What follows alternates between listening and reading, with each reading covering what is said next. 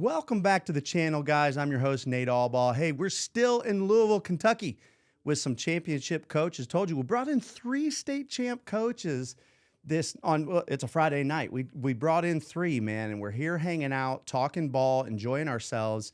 And alongside me today, we have Coach Michael Fox. Coach, welcome.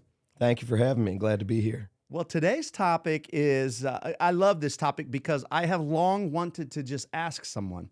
You know, I have gotten active on X, and there's a whole kind of culture on X. Guys that, you know, it's fun to catch someone's attention on X and get people to follow. And I've had a question for some time, and just honestly been scared to ask it.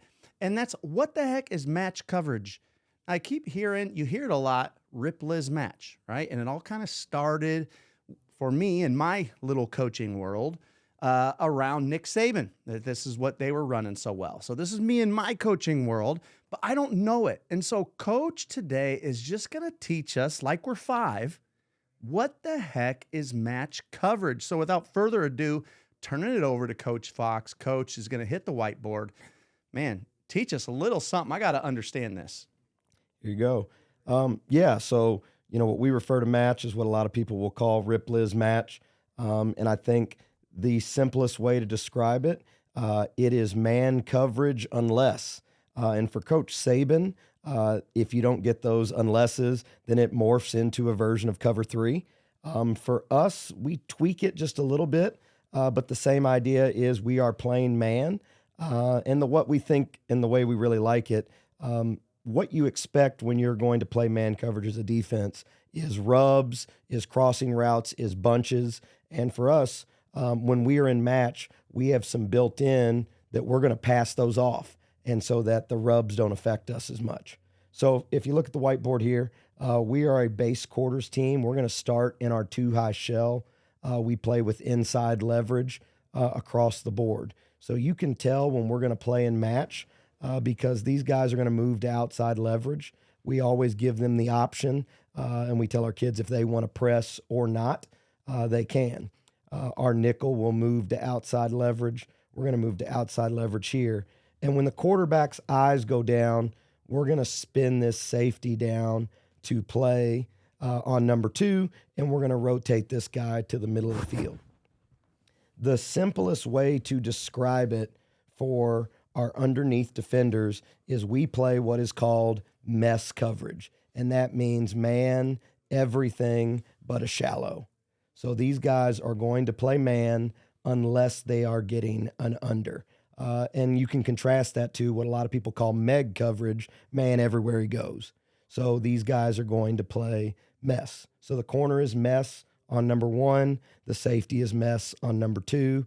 Our nickel is mess on the weak side, number 2. The corner is playing mess there. We have what we call a high hole, or if you want to call that your post player. But this safety is a high hole defender. So he's going to rotate back 12 to 15 yards, and he is playing the middle of the field. We've got 2 guys underneath, and we call these guys play running back to low hole. The way I describe this, and I think the best visual for our kids, is we teach that our 2 inside linebackers are tied together with a rope, so that if this running back were to release on a route, the inside backer to that side is going to match that running back, and the opposite inside linebacker gets pulled to that low hole. He is that middle hook defender, if you will. The idea behind it for us, and the reason we're playing outside leverage, is we're trying to force all routes to break inside to our help. So whether that's to our low hole defender or to our high hole defender. So if we get an outside breaking route, we already have outside leverage. We're going to play on the low hip, meaning we're going to try to trail and be underneath. So anything outside, they're going to have to throw through us or over top of us, which is not advantageous for the offense. Anything inside, we are forcing that to these guys underneath that help us out a little bit. Man, Coach, thank you. I am so I'm sitting here in the studio. I can't see what he's drawing up, so I can't wait to see this.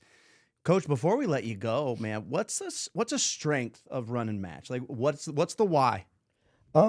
There's a couple reasons we like it. We feel like anytime we're playing man coverage against an offense, those windows get a little tighter. If you're playing zone all game long, and especially against a really high quality high school quarterback, they're going to be able to eventually find those weak spots in those zones and start to pick on you a little bit. So we always feel like anytime we're playing any sort of man, the quarterback just has to be that much more precise on the offensive end. They've got to execute a little better. And we will always pair match with pressure. We are a really big simulated pressure team. So these two guys that are these low hole defenders, they could be an inside backer. It could be us dropping a 9 technique. So these 6 guys in the middle, we're going to play a lot of games with them, and we're going to disguise who is rushing, who is dropping. We're going to mug, we're going to stem our front, and really try to create as much confusion and indecision for the offense that we can.